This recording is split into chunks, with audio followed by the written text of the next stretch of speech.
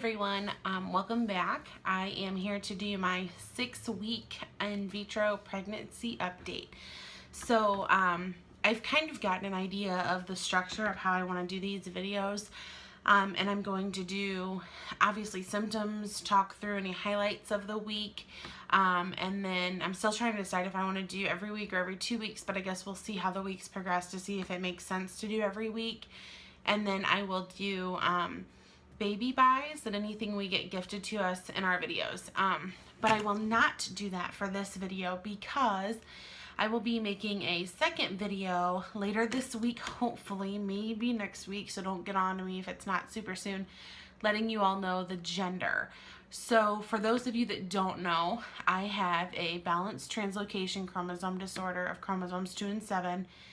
It's very confusing and sometimes hard for me to explain, but basically it means that in order for us to have children, we have to have a special kind of chromosome testing done on the embryos through IVF, and that means that we know the chromosomes for the gender. So we knew the gender whenever we did our embryo transfer, so it was a surprise to both of us, which was very exciting. And we have told our family and some of our close friends, but we have not made like a public announcement. So I will hopefully put a video together later this week or early next week to share with you guys. So today is Sunday. It is actually my 27th birthday. I've had some trouble with birthdays the past couple years because I wanted to have kids a lot sooner, and we didn't start trying until later, which was very frustrating to me initially, but the fact that we had so much trouble was even harder. So this birthday was obviously a little different. Today is also the start of National Infertility Awareness Week, so I shared on my personal Facebook a photo that I actually saw Christy at home posted, and it's a gorgeous photo just kind of explaining a little bit about infertility awareness. And I shared a little bit about how it even means more to me today because it's my birthday, and my past couple years of birthdays have been very hard for me. So I was able to share that on my personal Facebook page today. So I am 6 weeks and either 4 or 5 days. I don't really know the specifics. And I haven't really determined when my weeks roll over yet. I just officially got my due date because with IVF it's different. And my clinic does not give you your due date until after your first ultrasound. So as far as symptoms this week, I've had an increase in symptoms. Morning sickness kicked in like a bitch early on week 6, and almost exactly 6 weeks. I actually left work early one day last week because I thought I was getting the flu. I got sick multiple times at work and just couldn't make it through the day. Came home and went to sleep and pretty much slept from like 4:30 all night.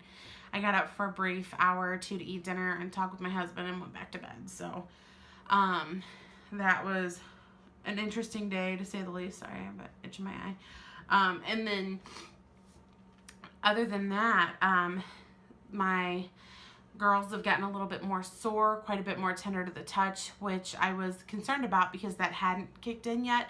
So that was kind of a reassuring symptom, I guess. It's gotten worse since my last video. I do have some weird kind of pains, pulling sensations, and every now and then cramps. I have some kind of sensation almost all the time. Nothing's ever really painful, and the cramps that I had from the start of the pregnancy to now have actually dwindled down quite a bit. I'm afraid to say this because I don't want to have to deal with it, so knock on wood, but I have not had any bleeding, no spotting, nothing there. So as far as symptoms, I have had the nausea, shortness of breath has definitely been an issue. So I'm very active for the most part. I mean, at work, I run laps around the bank all day, so it's very weird for me to feel so out of breath middle of the sentence. I'm not sure if you guys can tell, but I feel like I'm out of breath a lot more, which I think is probably just from the bloating and feeling so kind of run down. I am very tired. I sleep a lot. I'm actually on vacation from work this week, so I'm doing a little staycation, and for the most part, it was kind of funny. One of my girls at work asked what my plans were, and sleeping was my #1 plan. So That has been a big symptom for me. And then I've had some heartburn, but I get heartburn anyway, so I wouldn't really attribute that to the pregnancy. It could certainly be a part of it, but it really wasn't related to that, I don't think. And that's it as far as symptoms right now. I have some really dry skin. I don't know if that's from that, but all this redness here is all from my skin being super dry.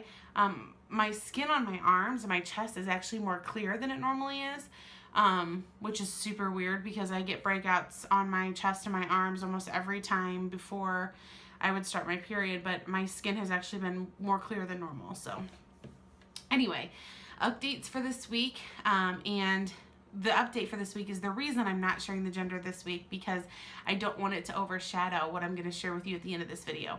So there's two really big highlights for this week for me, and the first was that on Friday, so 3 days ago, we got to see the baby's heartbeat. It was at 110 beats per minute. They had no trouble at all finding the baby. We could see it on the screen, and it was measuring perfect at 6 weeks 1 day, which is exactly what I was at that ultrasound. So that was awesome. That's definitely my biggest highlight of the week. Both me and my husband had tears. We've never made it that far in a pregnancy, and it was just insane. It's so weird for me because it feels so surreal that there's something growing inside of me and it has a heartbeat. Like, you kind of grasp the idea that you're pregnant. Okay, yeah, we're gonna have a baby, but it's so different when you're sitting on an ultrasound table and you hear its heartbeat and you see it on the screen and you can see its little heart beating. I mean, that's just the craziest thing I think I've ever experienced in my life. I mean, the coolest by far, but it was just insane. I do have a very short video of the heartbeat I will share with you at the end.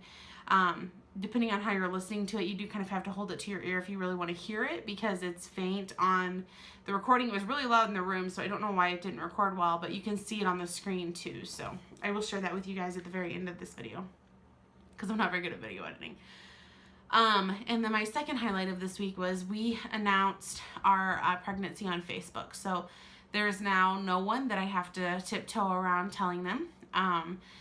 So it was kind of nice. I mean, it was a little sooner than I kind of wanted to, but for those of you that know, we've been very, very open with our IVF journey. And so a lot of our friends and family knew we were going through this. Actually, all of our friends and family did. And I was very open about it on Facebook. So a lot of people had been asking. I had told a lot of people that we were close to, a lot of our friends, our coworkers, our family all know, but it was, I guess that last little reservation I had about sharing. I think I talked about that in one of my previous videos. I think the reason I was so nervous about sharing was because I was afraid something was going to happen. So I feel more comfortable that it happened after we had that ultrasound, but it still felt a little early for me, and I could go into details on why we shared it, but I really don't want to do that. So anyway, we ended up sharing it on Facebook, and we had a lot of positive response from our friends and family, so that was very nice. We did have some baby buys this week, but what I think I'll do is maybe later this week, because I have another ultrasound this coming Friday. I think what I'll do is in my 7-week update, I will share with you guys the gender and show you all of our baby buys from then until now.